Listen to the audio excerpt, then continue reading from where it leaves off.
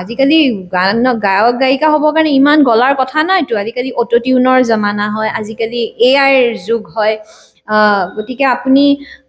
না না না না গাই দিলে ন কৈ হ'ব বাইদেউ হৈ যাব বোলে হাৰে সুৰ ক'ত গ'ল নাই মেচিন আছে ন মেচিনত সোমাই দিম বেতালা হ'লেও মেচিনত এটা এটা শব্দ এনেকে লগাই দিয়ে গতিকে একো কথা নাই আজিকালি সেইবোৰ কথা মানুহে চিন্তা কৰিব নালাগে জনপ্ৰিয় হ'ব লাগে আৰু কাটি কুটি কথা সুৰ তাল সব কাটি কাটি কেচিৰ নিচিনা লগাই দিয়ে ৰিলছ হৈ যায় তুমি আহিবা বুলিয়ে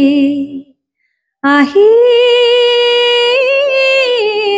হৰত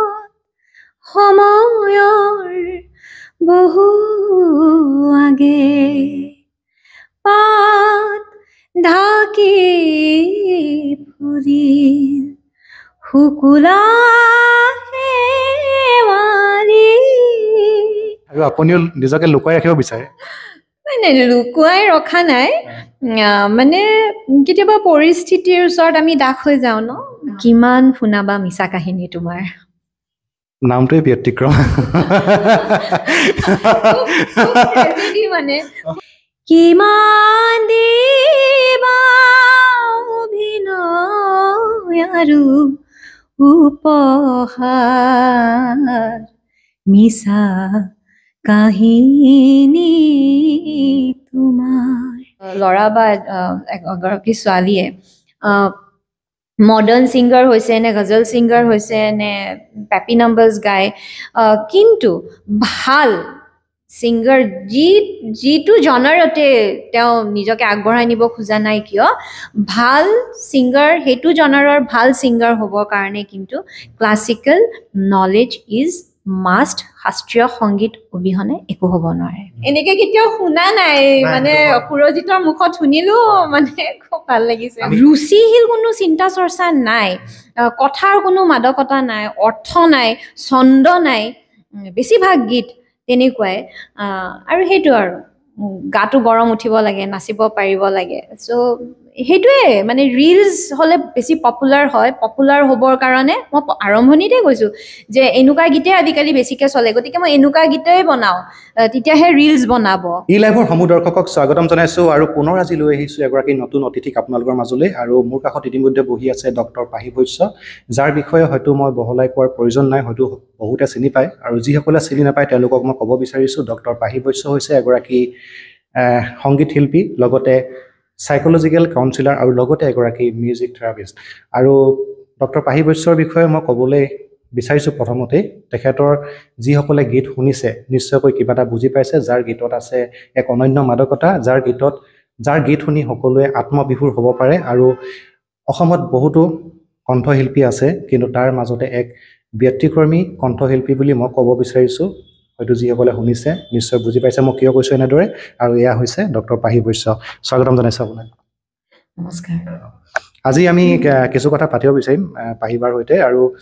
যিহেতু আমি দেখা পাওঁ অসমত বহুতো কণ্ঠশিল্পী আছে যিসকলক বহুতে চিনি পায় কিন্তু পাহি বৈশ্য এনেকুৱা এগৰাকী কণ্ঠশিল্পী যি ইমান অনন্য সৃষ্টি কৰি আছে অসমৰ সংগীত জগতত কিন্তু যাৰ যি ধৰণে তেখেতৰ সৃষ্টিবিলাক ৰাইজৰ মাজলৈ যাব লাগিছিলে সেই ধৰণে হয়তো কোনোবাখিনিত ৰৈ গৈছে এই ক্ষেত্ৰত আপুনি কি ভাবে মই প্ৰথমতে ই লাইভক ধন্যবাদ জনাইছোঁ যে মানে তোমালোকে মোক বিচাৰি আহিছা আই এম ৰিয়েলি থেংকফুল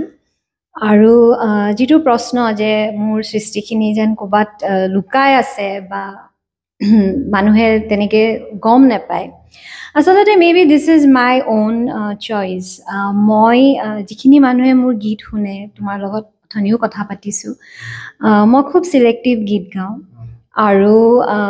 আচলতে সৰুৰ পৰাই মোৰ পৰিয়ালত মোৰ মাতৃ ডক্টৰ ৰাণু বৈশ্য তেওঁ নিজে এগৰাকী বিখ্যাত সংগীত শিল্পী অসমৰ মোৰ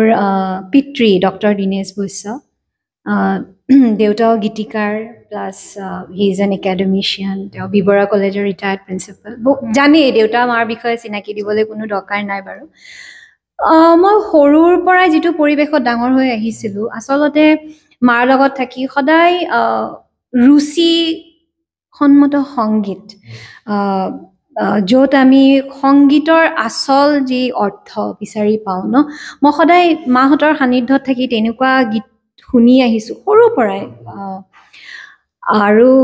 দেউতাৰ যিখিনি আদৰ্শ গতিকে মই ভাবোঁ যে মোৰ মা আৰু মোৰ দেউতাৰ মানে সাহিত্য সংস্কৃতি কলাৰ বিষয়ে যিখিনি জ্ঞান তেওঁলোকে যিখিনি ৰিজাৰ্ভেশ্যনছ ৰাখিছিলে সেই বস্তুখিনিয়ে মোক বহুতখিনি ইনফ্লুৱেঞ্চ কৰিছিলে তাৰ দ্বাৰা মই প্ৰভাৱিত হৈছিলোঁ আৰু সেইকাৰণে মই সদায় মানে খুব চিলেক্টিভ গান গাইছিলোঁ শুনিছিলোঁ আৰু এইখিনিতে মই আৰু এটা কথা ক'ব লাগিব বহুতে ভাবে যে মই কেৱল শাস্ত্ৰীয় সংগীতেই চৰ্চা কৰোঁ তেনেকুৱা নহয় শাস্ত্ৰীয় সংগীতটো যিকোনো এজন গায়ক বা গায়িকা হ'বলৈ মই সেইটো কথা সদায়েই কওঁ শাস্ত্ৰীয় সংগীত মেইন শিকিবই লাগিব কিন্তু শাস্ত্ৰীয় সংগীতৰ লগতে মই সদায় ৰুচিসন্মত গীতৰ প্ৰতি সদায় আকৰ্ষিত হৈছিলোঁ আৰু আজিকালি যুগ সলনি হৈছে ক'ৰবাত নহয় ক'ৰবাত যেন গীতৰ সেই মাদকতাবোৰ হেৰাই যোৱাৰ নিচিনা হৈছে আমাৰ সমাজত গীতৰ কথাৰ যি মাদকতা সুৰৰ যি মাদকতা এই গোটেইবোৰ বস্তু যেন ক'ৰবাত খেলি মেলি হৈছে আৰু সেইকাৰণে চাগে মই অকণমান নিজকে মানে আছুতীয়া কৰি ৰাখি থৈছিলোঁ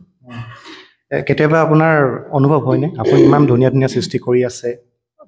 তাৰ বিপৰীতে আপুনি যিটো জনপ্ৰিয়তা পাব লাগে বা ৰাইজৰ পৰা যিটো আদৰ পাব লাগে সেয়া হয়তো আপুনি নিজেও অনুভৱ কৰিছে যথেষ্ট সীমিত কেতিয়াবা দুখ লাগে নাই এই ক্ষেত্ৰত নাই দুখ মোৰ কেতিয়াও লগা নাই কাৰণ ইয়াতে আৰু এটা কথা ক'বলৈ লাগিব যে মই মোৰ যিটো সীমা ন মাই চাৰ্কল ইজ ভেৰি মানে huge and vast and it's very colourful মই সংগীত মোৰ ৰন্ধ্ৰে ৰন্ধ্ৰে আছে কিন্তু মই চাগে মই ভাবোঁ ইয়াতে এটা কথা যে দুখ লগাৰ কথাটো যে দুখ কেতিয়াও মোৰ লগা নাই কাৰণ মই সংগীতক কেতিয়াও পেচা হিচাপে লোৱা নাছিলোঁ যে গীত গাই মই মোৰ পেটটো পুহিব লাগিব তেনেকুৱা কেতিয়াও হোৱা নাই আৰু লগতে মোৰ এটা ফ্ৰাষ্ট্ৰেশ্যন এটা হয় এইটো ভাবি পেলাই যে মানে সুস্থ সংগীত যেন ক'ৰবাত হেৰাই গৈছে আৰু এই বস্তুটো আমাৰ ইয়াত দেখিবলৈ বেছিকৈ পোৱা গৈছে আচলতে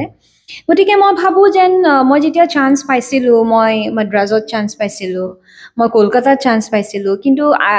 ইয়াতে আৰু এটা কথা I am the only child একমাত্ৰ ছোৱালী আৰু মই সংগীত আৰু একাডেমিক মিউজিক এণ্ড একাডেমিক্স দুটাই মই সমানভাৱে লৈ গৈছিলোঁ মই কিছু সময়ত ৰৈ গ'লোঁ মানে যে নাই মই ইয়াতে থাকিম ইয়াতে যি কৰোঁ কৰিম দুখটো মোৰ কেতিয়াও লগা নাই একদম সঁচা কথা যে মই ইমান জনপ্ৰিয় নহয় মই ভাবোঁ যে যি দুই এজন শ্ৰোতাই মোৰ গীত শুনে তেওঁলোকৰ অনুপ্ৰেৰণাই মোৰ কাৰণে বহুত কাৰণ তেওঁলোকেই হৈছে মানে সুস্থ সংগীত আদৰি লোৱাৰ আৰু এনেকুৱা শ্ৰোতাৰ পৰাই আমি আৰু ভাল ভাল কাম কৰাৰ মানে উৎসাহটো পাওঁ গতিকে মই দুখ কেতিয়াও মোৰ লগা নাই মই কেতিয়াও জনপ্ৰিয়তাৰ পিছত দৌৰাও নাই বিকজ জনপ্ৰিয়তাটো অকল আপোনাৰ টেলেণ্ট থাকিলেই নহয় স্কিল থাকিলেই নহয় আজিকালি জনপ্ৰিয়তা পাবৰ কাৰণে আৰু বহুত কিবা কিবি কৰিব লাগে so' I was never into that rat ৰেচত মই কেতিয়াও যোৱা নাছিলোঁ আৰু সেইকাৰণে মোৰ কেতিয়াও দুখ লগা নাই but at one point of time frustration অলপ হয় যে কিয় এনেকুৱা হৈ গৈছে সংগীতৰ মানে গোটেই চিনেৰিঅ'টো সেইটোত অকণমান ফ্ৰাষ্ট্ৰেশ্যন এটা আহে অৱশ্যে but then I again I heal myself আৰু ভাবোঁ যে নাই সমাজখন ক'ত গৈছে যাই থাকক মই নিজে যিটো কাম কৰি ভাল পাওঁ মেণ্টেল ছেটিছফেকশ্যন সেইটো মই কৰি পাই থাকোঁ সুস্থ সংগীত সদায় মই শুনো মই ৰেৱাজ কৰোঁ আপোনাৰ যিহেতু ঘৰৰ আপুনি ক'লে ইতিমধ্যে পিতৃ মাতৃৰ কথা তেওঁলোকৰ বিষয়ে মই বহলাই কোৱাৰ কোনো প্ৰয়োজন নাই সকলোৱে চিনি পায় ডক্টৰ দীনেশ বৈশ্য ডক্টৰ ৰাণু বৈশ্য যথেষ্ট জনপ্ৰিয় আৰু ডক্টৰ ৰাণু বৈশ্য অনাতাঁৰ শিল্পীও আছিলে তেখেতে খুব সুন্দৰ সুন্দৰ গীত উপহাৰ দিছে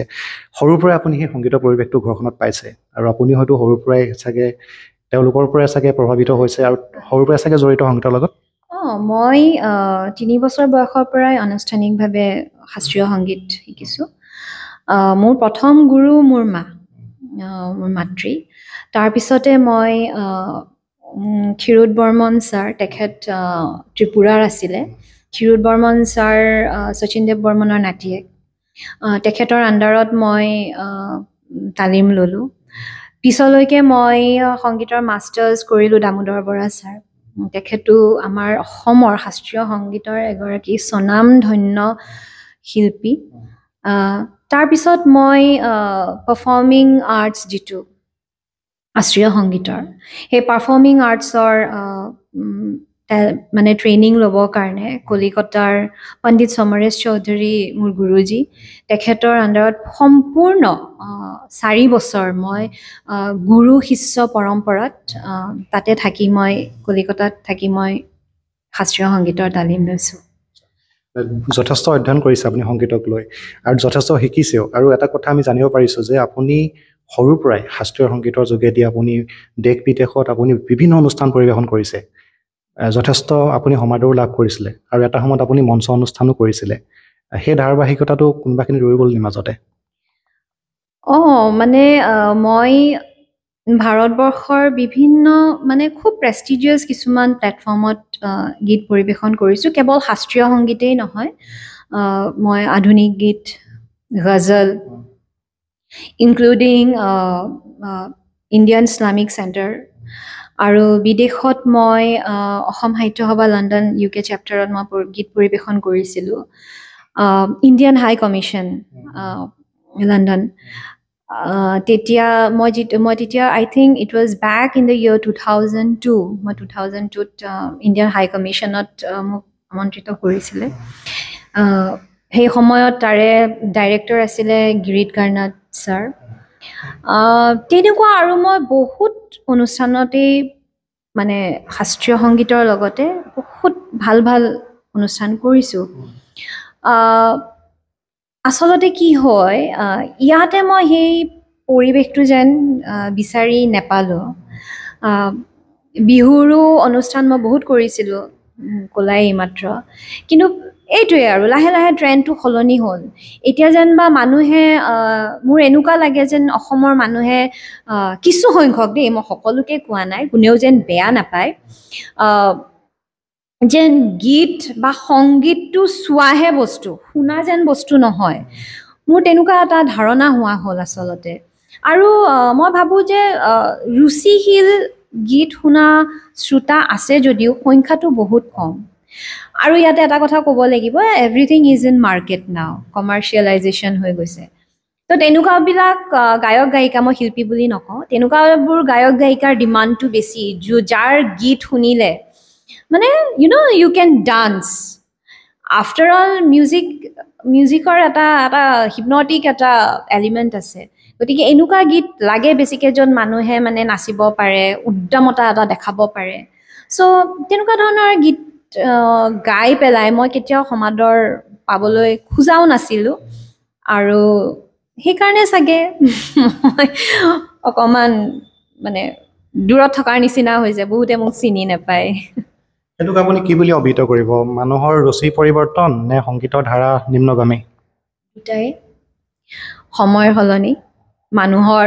ৰুচিৰ সলনি সংগীতৰ ধাৰাৰ সলনি হৈছে কিন্তু সকলো শেষ হৈ যোৱা নাই এতিয়াও এনেকুৱা শ্ৰোতা আছে যিয়ে মেলোডি বিচাৰে বহুত মানে বয়সস্থ মানুহখিনিৰ কথাটো ক'বলৈ নাযাওঁৱে বহুত সৰু সৰু ল'ৰা ছোৱালী খুব চিৰিয়াছলি যোনে সংগীত শুনে বা সংগীত শিকিছে তেনেকুৱা মানে টিনেজাৰ্ছ ইউথছ সিহঁতেও খুব ৰুচিশীল সংগীতৰ যেন ক'ৰবাত এটা অভাৱ হৈছে তেনেকুৱা মই বহুত লগ পাওঁ ব্যক্তিগত জীৱনত তেওঁলোকেও ফিল কৰে গতিকে ক'ৰবাত নহয় ক'ৰবাত য়েছ time has changed now everything is in market media market যি বস্তু ডিমান্ড কৰে হেতু বস্তুহে মানুহৰ মাজত বেছিকৈ লৈ যায় আৰু কিন্তু এটা কথা ইয়াত ক'ব লাগিব যে অকল সময় আৰু মিডিয়া দুখ দিলেই নহ'ব to some extent we are also responsible মই সদায় এই কথাটো কওঁ যে আমি যদি নিজকে শিল্পী বুলি কওঁ তুমি যেনেকৈ এতিয়া মোক কৈছা যে শিল্পী সংগীত শিল্পী যে সেই টাইটেলটো যে লাগি গ'ল ন শিল্পী হ'লে কেৱল গান গালেই নহয় কিন্তু ইউ হেভ টু বিয়াৰ চাম ৰেছপনচিবিলিটি কিছু দায়িত্ব ল'বই লাগিব শিল্পী এজনে সমাজ এখনৰ ছবিখন মানে ৰিফ্লেক্ট কৰে আমাৰ ইয়াৰ ছবি এখন বিদেশত এজন শিল্পীয়ে লৈ যাব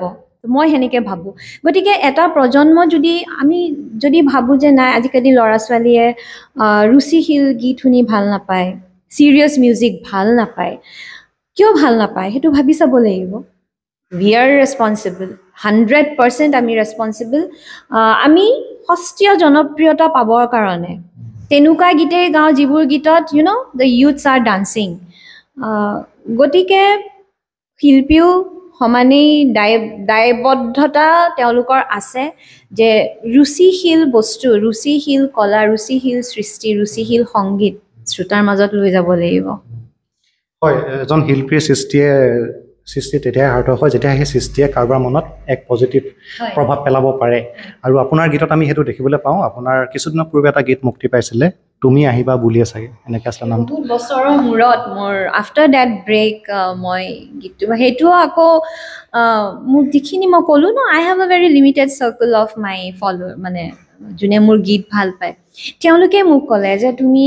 আকৌ ওলাই আহা না আকৌ গীত গোৱা না আমাৰ কাৰণে গীত গোৱা না বাকি মানুহৰ কথা বাদ দিয়া আমি শুনিম বহুত মোক পজিটিভলি মোটিভেট কৰিলে সো একচুৱেলি মোৰ সেই গীতটো সেই সকল শ্ৰোতাৰ বাবে মই কৰিলো আমিও গীতটো শুনি যথেষ্ট ভাল পালোঁ আৰু আচলতে সংগীত কাক কয়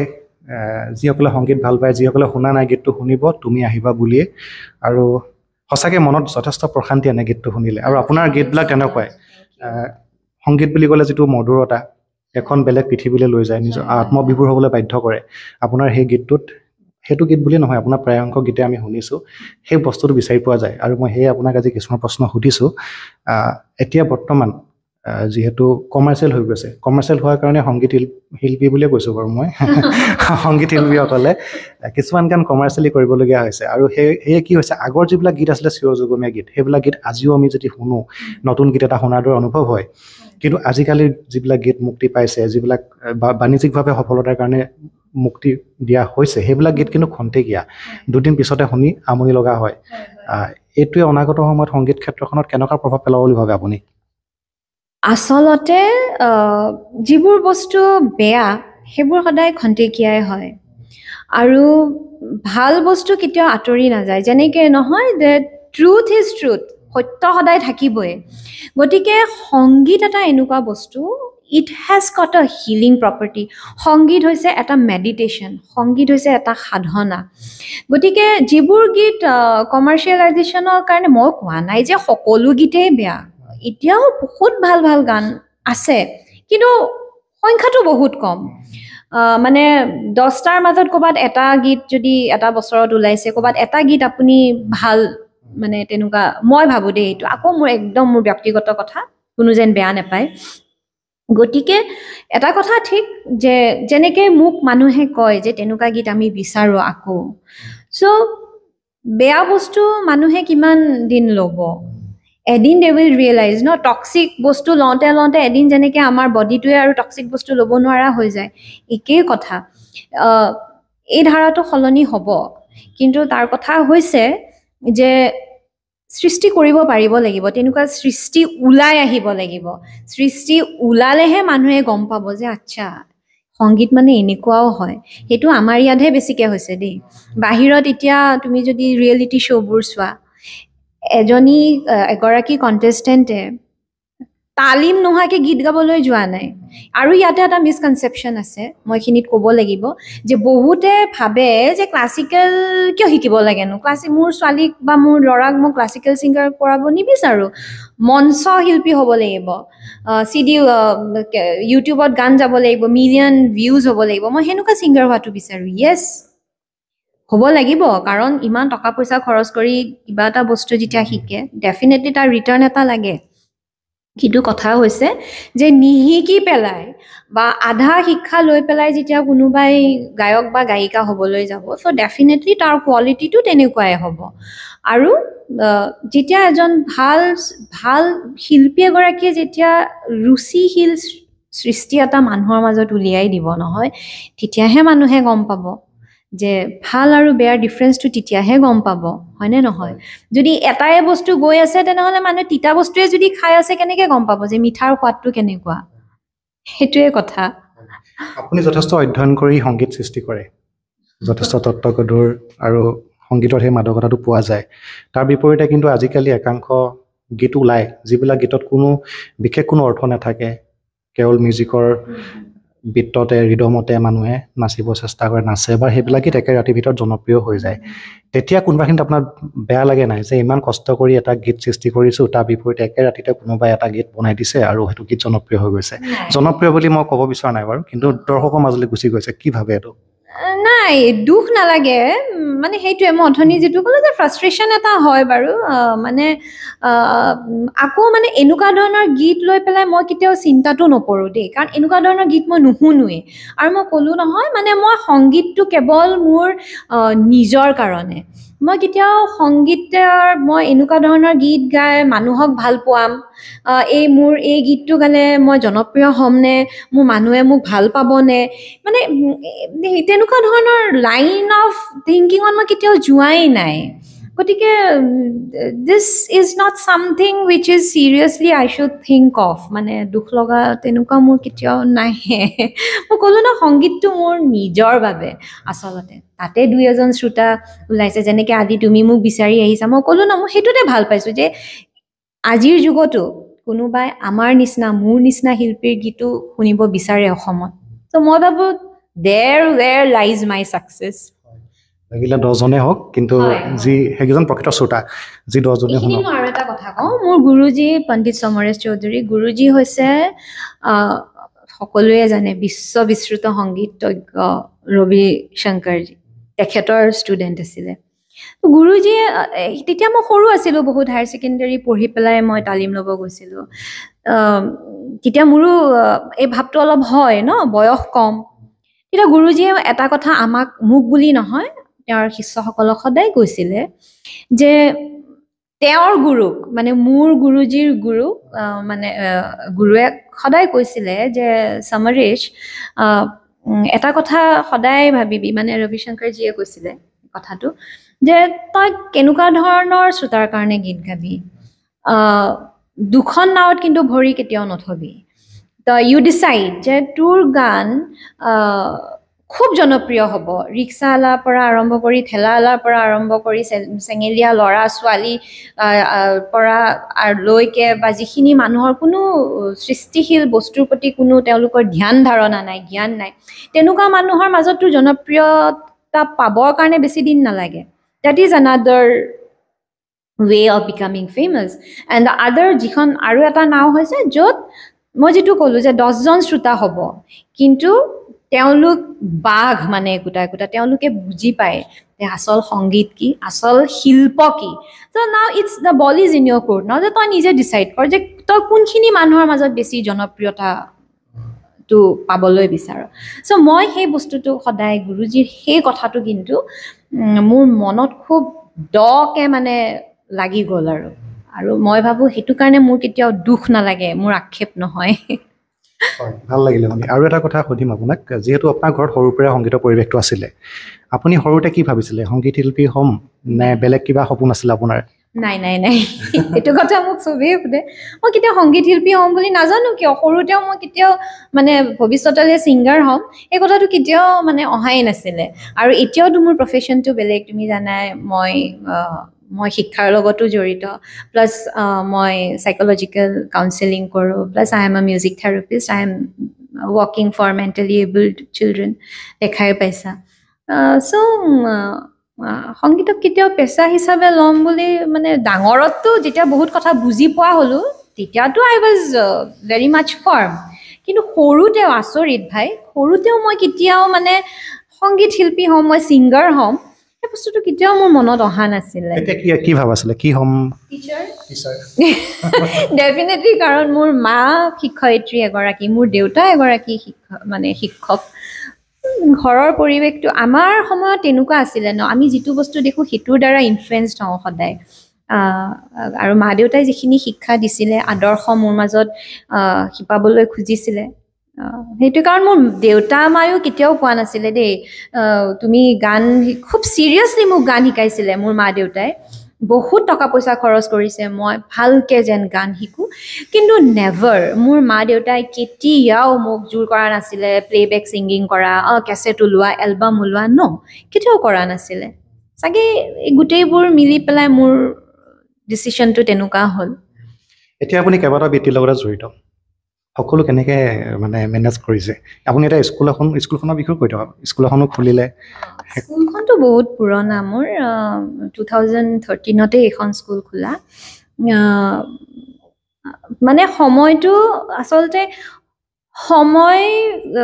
কাৰো কাৰণে নিজে ওলাই নাহে সময় উলিয়াব লাগে আৰু এইখিনিত কিন্তু মই এটা কথা ক'ম মই প্ৰফেশ্যনেলি খুব কিবা ডাঙৰ কাম কৰিছোঁ মই খুব মানে এগৰাকী ডাঙৰ সাইকোলজিষ্ট মই সেইটোও ক'ব যোৱা নাই কিন্তু কথাটো হৈছে মই যিখিনি প্ৰফেশ্যনৰ লগত জড়িত হৈ আছোঁ এজ এ সাইকোলজিকেল কাউন্সেলৰ বা এখন স্কুল এখন মই চলাই আছোঁ বা এজ এ মিউজিক থেৰাপিষ্ট মই কিন্তু প্ৰফেশ্যনেলি যিখিনি কৰিছোঁ নহয় তাৰ কাৰণে মই সদায় মোৰ মাতৃ ডক্টৰ ৰাণু বৈশ্যক সদায় মই মাৰ কাৰণেহে এইখিনি কৰিবলৈ পাৰিছোঁ বিকজ মোৰ মা নিজেও এগৰাকী শ্বি ইজ এন ইণ্ডিপেণ্ডেণ্ট লেডি মোৰ মা নিজে এগৰাকী বিখ্যাত সংগীতজ্ঞ মোৰ মা এগৰাকী চাকৰিয়াল মহিলা আছিলে গতিকে মোৰ মা নিজে কিমান ব্যস্ত প্লাছ তেওঁৰ নিজৰ প্ৰগ্ৰেমছ থাকে গানৰ প্ৰগ্ৰেম থাকে কিন্তু মোক কেতিয়াও কম্প্ৰমাইজ কৰা নাই মোৰ ডিচিশ্যন মাই কেতিয়াও কম্প্ৰমাইজ কৰা নাই and she has always put me as her priority সদায় মোক মায়ে নিজৰ প্ৰায়ৰিটি লিষ্টত সদায় কিন্তু 1 নম্বৰত ৰাখিছে কেতিয়াবা এতিয়াতো বাৰু মই বহুত বছৰৰ পৰা মানে এই পাৰফৰ্মেন্সৰ লগত জড়িত হৈ থকা নাই কিন্তু এটা সময়ত যেতিয়া মই বহুত পাৰফৰ্মেন্স দিছিলোঁ কেতিয়াবা এনেকুৱা হয় যে একেটা ডেটতে মাৰো কিবা এখন থাকে মোৰো কিবা এটা প্ৰগ্ৰেম থাকে তেতিয়া কিন্তু মায়ে খুব যদি মিলাব নোৱাৰা হয় মায়ে কয় হ'ব মই এবাৰ এইটো প্ৰগ্ৰেম নকৰোঁ দিয়া তুমিয়ে কৰা সো আজি মই এইখিনি সংগীতৰ ক্ষেত্ৰতে হওক বা মোৰ বা আদাৰ যিখিনি মোৰ বৃত্তি আছে যিটো কৰিছোঁ একমাত্ৰ কিন্তু মোৰ মাৰ কাৰণে এতিয়া মঞ্চ অনুষ্ঠান কৰে নে কেতিয়াবা নাই মইতো বহুত বছৰ হ'ল মঞ্চ অনুষ্ঠান কৰাই নাই আৰু তোমাৰ কথা আমি আৰম্ভ কৰাৰ আগতে কৈছিলোঁ যে লাষ্ট 7 years মান মোৰ কিবা এটা পাৰ্চনেল এটা ইছ্যুৰ কাৰণে মই নিজকে অকণমান ডিটেচ কৰি ৰাখিছিলোঁ ছ'চিয়েল গেডাৰিংছ হওক বা পাৰফৰ্মেঞ্চ হওক মিউজিক হওক মোৰ এই স্কুল হওক বা মোৰ চাইক'লজিকেল কাউন্সেলিং হওক চবৰে পৰা মই নিজকে অলপ আঁতৰাই ৰাখিছিলোঁ আৰু যেতিয়া কৰিছিলোঁ তেতিয়াও বহুত চিলেক্টিভ আছিলোঁ খুব মানে চিলেক্টিভ অডিয়েন্স কলাক্ষেত্ৰত আগতে খুব প্ৰগ্ৰেম হৈছিলে বিশেষকৈ নিউ ইয়েৰত ক্লাছিকেল শ্ব'জ কিছুমান হৈছিলে তেনেকুৱা ধৰণৰ প্ৰগ্ৰেম কৰিছিলোঁ বা ৰবীন্দ্ৰ ভৱন ডিষ্ট্ৰিক্ট লাইব্ৰেৰীত খুব মানে খুব সীমিত অডিয়েন্স মাতি পেলাই কিছুমান আধুনিক গীতৰ প্ৰগ্ৰেম হৈছিলে তেনেকুৱাবোৰ কৰিছিলোঁ ঠিক আছে আমি বহুত কথা পাতিলোঁ যিহেতু আপোনাৰ গীতৰ মই ইমান প্ৰশংসা কৰি আছোঁ অকণমান কিবা এটা গুণগুণাই দিলে দৰ্শকেও ভাল পাব কি গীত গাম তুমি আহিবা বুলিয়ে ঠিক আছে তুমি আহিবা বুলিয়ে আহিল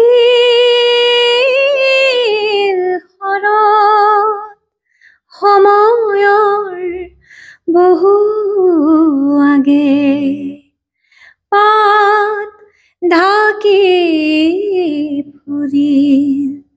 শুকুলা শেৱালি বতৰৰ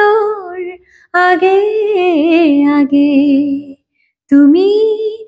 আহিবা বুলি থেংক ইউ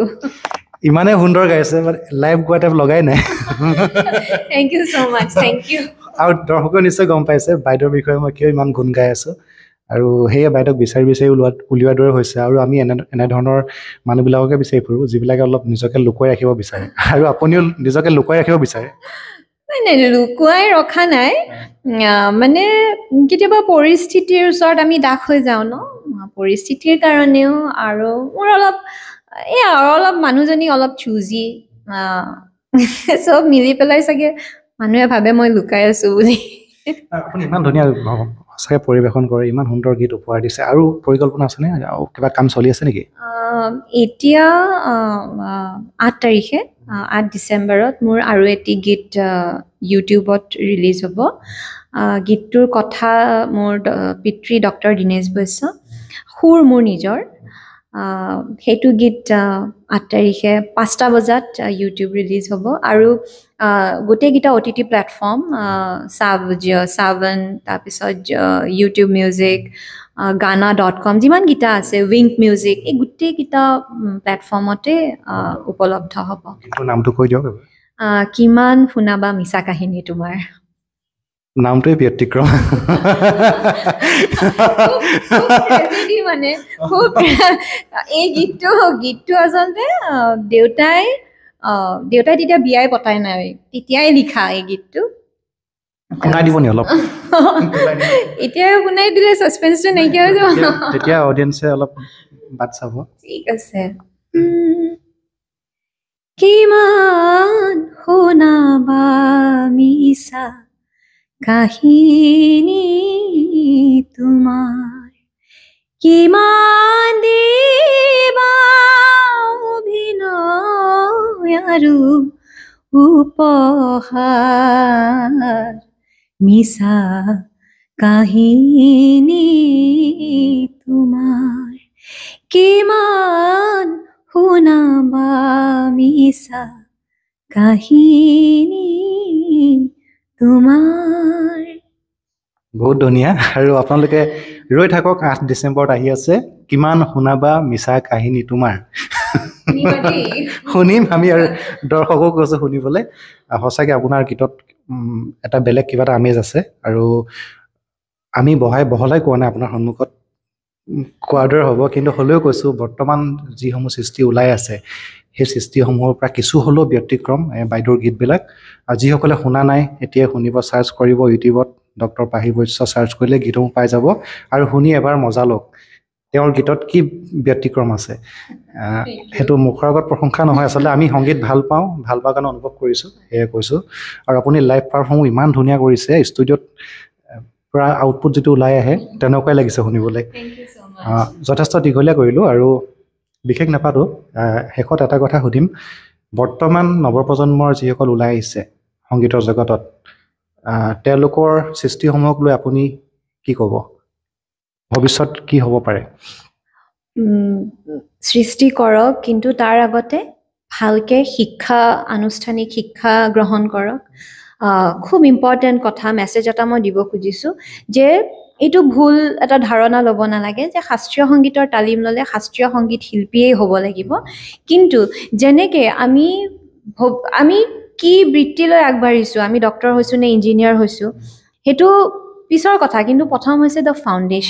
ফাউণ্ডেশ্যনটোতো থাকিবই লাগিব। ঠিক তেনেকৈ সংগীতৰো একেই কথা, সংগীত ইমান সহজ বস্তু নহয়। চ' পিছলৈকে আপুনি এগৰাকী ল'ৰা বা এগৰাকী ছোৱালীয়ে মডাৰ্ণ ছিংগাৰ হৈছে নে গজল ছিংগাৰ হৈছে নে পেপি নাম্বাৰ্ছ গায়, কিন্তু ভাল ছিংগাৰ যিটো জনাৰতে তেওঁ নিজকে আগবঢ়াই নিব খোজা নাই কিয়, ভাল ছিংগাৰ, সেইটো জনাৰৰ ভাল ছিংগাৰ হ'বৰ কাৰণে কিন্তু ক্লাছিকেল নলেজ ইজ মাষ্ট। শাস্ত্ৰীয় সংগীত অবিহনে একো হ'ব নোৱাৰে, শিকিবই লাগিব। আছে, উদাহৰণ আছেই, সুনিধি চৌহান হওক, শ্ৰেয়া ঘোষালেতো মেলোডিয়ে গায় বেছিকৈ। আমাৰ আশা ভোঁসলে ডিস্কো নাগায় নেকি, কিন্তু ক্লাছিকেল শুনকচোন, তেখেতৰ গজল শুনকচোন, ঠুমৰি শুনক। তাতকৈ ডাঙৰ উদাহৰণ আৰু কি হ'ব পাৰে? আমি যদি ক'বলৈ যাওঁ, অসমৰ শ্ৰেয়া ঘোষাল, সুনিধি চৌহান, ডক্টৰ পাহি বৈশ্য, বহুত ডাঙৰ। এনেকে কেতিয়াও শুনা নাই, মানে সুৰজিতৰ মুখত শুনিলো, মানে খুব ভাল লাগিছে। আমি সংগীত ভাল পোৱা মানুহ সংগীত বুজি পাওঁ, আৰু সেইটো মই নালাগে, হয়তো যিসকল প্ৰকৃত সংগীত ভাল পোৱা লোক আছে তেওঁলোকেও ক'ব এইটো কথা। হয়তো আপুনি বাকীসকলৰ দৰে ইমান লাইমলাইটত আহি নাথাকে কাৰণে আজি আপুনি কিছু পৰিমাণে লুকাই থকাৰ দৰে হৈছে, কিন্তু আপুনি যদি প্ৰফেচনেলি যদি সংগীতত আগবাঢ়িলেহেঁতেন, আজি আপুনি হয়তো সেইটো এসাঁজ সকলোৰে পৰা পালেহেঁতেন। আৰু এটা কথা সুধিম মই আপোনাক, আজিকালি ৰিলছ আহিছে, ৰিলছত আজিকালি গান ভাইৰেল হ'লেই গান হিট বুলি কোৱা যায়। আচলতে প্ৰকৃততে কি হৈছে এইবিলাক? এইবিলাকে কি সূচাইছে সংগীত ক্ষেত্ৰখনত? দুটা কথা যে গায়ক গায়িকা সমূহেও এনেকুৱা এটা গীত বনাব খোজে যিটো গীতত মানে মানুহজনীয়ে মেখেলা চাদৰযোৰ পিন্ধি থাকোঁতেও গীতটো শুনি শুনি ৰীল বনাব পাৰে। চ' সেইটোৱে মানে গায়ক গায়িকাই বিচাৰে যে মই গীতটো এনেকৈ বনাওঁ যেন মানুহটোৱে যি কৰি আছে তাতেই যেন সেই গীতটো খাপ খাই যায়। খেতি কৰি থাকিলেও গীতটো খাপ খাই যাওক, ভাত ৰান্ধি থাকিলেও খাপ খাই যাওক, মানে গাড়ী চলাই থাকিলেও খাপ খাই যাওক, মানে কোনো ৰুচিশীল কোনো চিন্তা চৰ্চা নাই, কথাৰ কোনো মাদকতা নাই, অৰ্থ নাই, ছন্দ নাই, বেছিভাগ গীত তেনেকুৱাই। আৰু সেইটো আৰু গাটো গৰম উঠিব লাগে, নাচিব পাৰিব লাগে। চ' সেইটোৱে মানে ৰিলছ হ'লে বেছি পপুলাৰ হয়। পপুলাৰ হ'বৰ কাৰণে মই আৰম্ভণিতে কৈছোঁ যে এনেকুৱা গীতে আজিকালি বেছিকৈ চলে, গতিকে মই এনেকুৱা গীতেই বনাওঁ, তেতিয়াহে ৰিলছ বনাব। গতিকে সেইটোৱে কথা আৰু জনপ্ৰিয় হ'ব লাগে। উধাই মুধাই কিবা এটা মানে আজিকালি গায়ক গায়িকা হ'বৰ কাৰণে ইমান গলাৰ কথা নাইতো। আজিকালি অটোটিউনৰ জামানা হয়, আজিকালি AI ৰ যুগ হয়। গতিকে আপুনি না না না না গাই দিলে ন, তেতিয়া কৈ দিব হ'ব বাইদেউ হৈ যাব বোলে। আৰে সুৰ ক'ত গ'ল? নাই, মেচিন আছে ন, মেচিনত সোমাই দিম। বেতালা হ'লেও মেচিনত এটা এটা শব্দ এনেকে এনেকে লগাই দিয়ে। গতিকে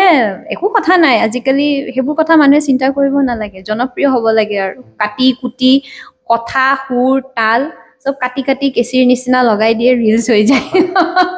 মেচিন ওলাই আজি ছফ্টৱেৰ ওলাই গৈছে। এতিয়া আজিকালি মানে এনেকুৱা হৈছে যি মন যায় সিয়ে ছিংগাৰ হ'ব পাৰে। মানে মাজে মাজে এনেকুৱা ধাৰণা হয় সুৰজিত, মানে বেয়া লাগে ক'বলৈ। এনেকুৱা লাগে যেন এই ব্যক্তিজনে জীৱনত আৰু একো মানে প্ৰফেশ্যনত নিজকে ছাকচেছফুল কৰিব নোৱাৰিলে বা জানিলে যে নাই মোৰ একো নাই, গতিকে মিউজিক ডাইৰেক্টৰ হৈ যাওঁ, গায়ক হৈ যাওঁ, কি ক'ম আৰু তাতকৈ বেছি। য'ত একো কৰিব নোৱাৰিলে তেনেকুৱা আছে, তেনেকুৱা বহুত আছে, মানে ঘৰে ঘৰে থকাৰ নিচিনা। আৰু আজিকালিতো ছাউণ্ড ছিষ্টেম এখন ঘৰতে লৈ ল'ব পাৰে, তেনেকৈ বহুতে হেৰি কৰি থাকে। মেচিনটো আছেই, মইতো তোমাক কৈছোঁ যে তুমিও এতিয়া গান গাই দিব পাৰিবা মেচিনত সোমাই দিলে। গতিকে সেয়া আৰু হয়, প্ৰকৃত সাধনাৰ অবিহনে আচলতে ভাল সৃষ্টি কেতিয়াও নহয়। আৰু যিবিলাক সৃষ্টি হয়, যিবিলাক দুদিনৰ জনপ্ৰিয়তা পায়ে যদি কোনোবাই ভাবে যে মই শিল্পী হৈ গ'লোঁ, কণ্ঠশিল্পী হৈ গ'লোঁ, সেইটো ভুল। আচলতে স্বীকৃতিটো সময়ে দিয়ে আৰু সেই ধাৰাবাহিকতাটো ৰাখিব লাগিব। ধাৰাবাহিকতাটো ৰখাৰ পিছতহে এদিন সময় স্বীকৃতি দিব যে কাৰ কিমান ৱেইট আছে, কাৰ কিমান প্ৰতিভা আছে। আৰু দীঘলীয়া নকৰোঁ, আমি বহুত কথা পাতিলোঁ পাহিবাৰ সৈতে। আৰু যিসকলে পাহিবাক গম পোৱা নাছিলে, চিনি পোৱা নাছিলে, আজি হয়তো নিশ্চয় কিবা এটা আভাস পাইছে। আৰু তেখেতৰ সংগীতত সঁচাকৈ কি আছে সেয়া নিশ্চয় তেখেতে দুটি গীত অলপকৈ কম পৰিমাণে অকণমান কিবা এটা আভাস দিলে আমাৰ দৰ্শকক। আৰু চাব যিসকলে তেখেতৰ গীত চোৱা নাই। আমি বেছি দীঘলীয়া নকৰোঁ, তেখেতৰ সৈতে আৰু কথা পাতিবলগীয়া আছে। আমি পৰৱৰ্তী এপিছডত আমি লৈ আহিম। তেখেত এগৰাকী চাইক'লজিকেল কাউন্সিলাৰ হয়, লগতে এগৰাকী মিউজিক থেৰাপিষ্ট। আৰু এই এপিছডটো যদি চাই ভাল পালে তেন্তে শ্বেয়াৰ কৰি দিব, যিহেতু নেগেটিভ অনুষ্ঠানবিলাক যথেষ্ট ভাইৰেল হোৱা দেখা যায়। আৰু মই ভাবোঁ এনেকুৱা ধৰণৰ অনুষ্ঠানবিলাকো ভাইৰেল হ'ব লাগে। আৰু যদি পাৰে অনুষ্ঠানটো চাই যদি ভাল পায়, এটা গঠনমূলক মন্তব্য দি তেখেতক অনুপ্ৰাণিত কৰিব বুলি আশা ৰাখিছোঁ। চাই থাকিব ইলাইভ। আজিলৈ ইমানতে সামৰিছোঁ। নমস্কাৰ।